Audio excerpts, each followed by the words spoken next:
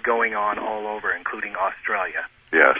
And of course in America about censoring the internet. Now, what kind of effect would that have on the linguistics and the readings? It depends on how it's actually manifest. In the case of Australia, some of the things they're doing pretty much shut us out of there. We are also banned now in China from a number of servers, so people can't read our site, and then we also find that our pipelines are shut down, and we're having trouble getting some Chinese data. So this will impact us, there's no question. Right. If in the U.S. or the English-speaking world at large we got censorship of the kind that they're suggesting, then we're totally out of business, because the type of suggestions that we're seeing come out of our particular Congress critters and their staff is a substitution algorithm would be run. So in now, other is that words, what you would call the minion class? Correct. Right. Yes. The minion class of the powers that be, those guys that actually go out and do the grunt work, they're basically slaves, very well paid, but yeah. Right. But their idea for censoring the net is actually quite elegant in one way, and it's very easily done. They're going to have a giant list of words just like we do, and their giant list of words would have a substitute word. So if you expressed anything that they deemed to be hate speech, they would replace that hate speech word with petunia or some other non-hate speech word, cedar tree or bar of soap. So we would have no way of knowing what was actually being said, and they would do it at the source. Well, that's a great way to throw a wrench in your gears, Cliff. Oh boy, just like I say, it shuts us down totally. So we're not anticipating a long work out of you before that happens. It looks like. I'm sorry? We need to get some work out of you before that happens. Exactly.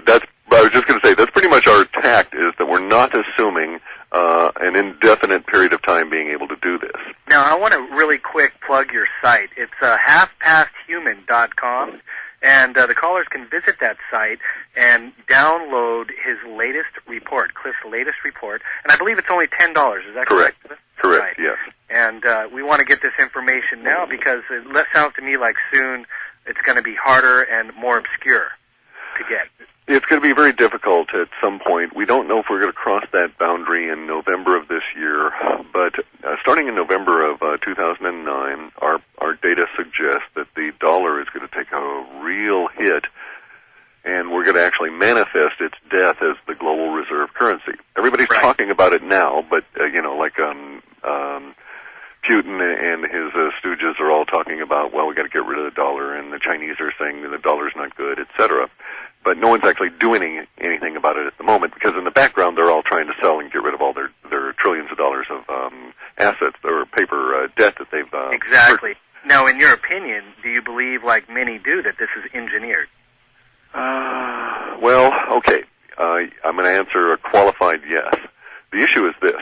No paper currency has ever lasted longer than 72 years, with the exception of the dollar. The reason that it has lasted longer than 72 years is that it was the global reserve currency. And this is going all the way back. This historically goes all the way back to the first time the Chinese tried paper currency 6,000 years ago. They have a finite lifespan that's relegated to the amount of debt. Now, this engineered aspect is indeed present, but it's not engineered as everybody thinks. You say, oh, well, it's an engineered crash, then everybody thinks that what they're doing, what the powers that be are doing, is actually engineering the crash and pushing a button, and there it goes, and it's happening right now. And rather, the reverse is true. We should have had the dollar crash on its lifespan indicator from 58 years to 72 years, which would have placed its death sometime around when Nixon refuted the gold standard 100% and put us on only the good faith and credit of the United States government. 71? 72. So it should have crashed between then and Reagan's time of 81. Right. And the dollar should have gone. So it's engineered in the sense that they've been propping it up with every single weird kind of trick they could to try and extend its lifespan, and they've been very successful. Plunge protection team, the suppression of gold and silver futures, the IMF, the economic hitmen, all of the energy and everything they put into it. So they've engineered keeping it alive and keeping it on life support, and now they just can't do anything else with that corpse of the dollar. The dying system.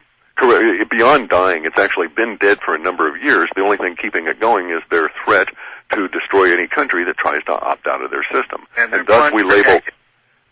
thus we label anybody, name 3 countries on the planet that don't have a central bank. Why, Iraq didn't used to, Iran still doesn't, neither does North Korea. And so these are the evil ones. Right. Yeah, we call them evil, anyway. Correct, because they're not part of our central bank bankers, uber alles, and warfare model. That's right. If you really want to look at the history, you can go back even as far as the fruit wars of the Panama, or even the sinking of the Maine that started the Spanish American War. That was as phony a job as the Gulf of Tonkin incident, and it was as phony as the weapons of mass destruction. All of it. So we've been in this mode for several hundred years where the government comes on out and its representatives, the minion class of the powers that be, come on out, use patriotism and religion and fear to motivate people to send their sons and daughters to die for the bloodline, or for the promotion of these elite, and ultimately for the promotion of the royalty that the elite serve. For this end game of theirs. Correct. And now we're at that stage where the engineering of the dollar is just about as far as they can take it. They know it's going, and they decided to dump that on Barack Obama, that it was his task to guide us into whatever's they think is going to come next. The new minion class puppet. Yeah, basically, everybody is pretty much, Bush, Cheney, they're minion class. They don't, the President of the United States has a security clearance 27 layers down. I don't even think they let Bush have a security clearance that high. I think he was down about 50-some-odd layers. They just didn't tell him stuff, right, other than, move here, say this, try to, read that. Don't do your drugs while you're just before the press conference, that kind of thing, right? I'm going to remind our callers, you guys could call in and ask Cliff some questions. This is Cliff. He is a co-sponsor of the WebBot Project, for those of you that just tuned in. The number to call is 310-328-9300. Please call in, and we can give Cliff some questions here. Cliff, before we take a call, I wanted to ask you a quick question myself. Sure. On what you have talked about earlier was the geopolitical landscape changing, and you used a word that I was interested in called the Boggs life. Can you expand on that? Sure. This is we've had to invent language as we go along because we see some large trends developing, and we need a nice descriptor to encapsulate them. And one of them was Boggs life, and BOGS as beyond old government, and let's just say the S stands for systems. And there are many other words it could stand for and still have plenty of meaning here. But a Boggs life are people that are opting out, that have found out that really the power that they have as sovereign individuals is wasted and misdirected in things like protests in the streets, riots, and this kind of thing.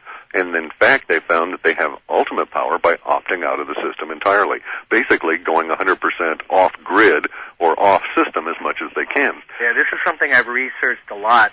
One of my favorite musicians out there, he goes by the code name Max Egan, and he puts out a video called Non-Compliant, something I'm really interested in.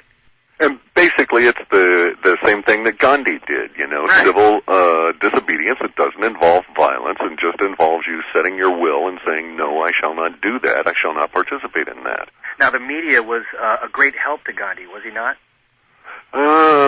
No, I mean, to a certain extent, that was true with the Indian press, which could not be suppressed because it's so chaotic, like most of the things there. But in general, he also faced the mainstream press issue. Right. That, every time he was locked up, the British had a chance to manipulate the press. And of course, we're still fighting the same enemy. I mean, we never really won the American revolution that was begun in the 1700s when our current president goes and bows to the Queen, and where former presidents are knighted and honored. And when the head of the Federal Reserve, Sir Alan Greenspan, is given a reward for taking us all into the subprime mess and everything beyond that. Right. So you talk about the engineering and so on, and it all leads back to the Queen.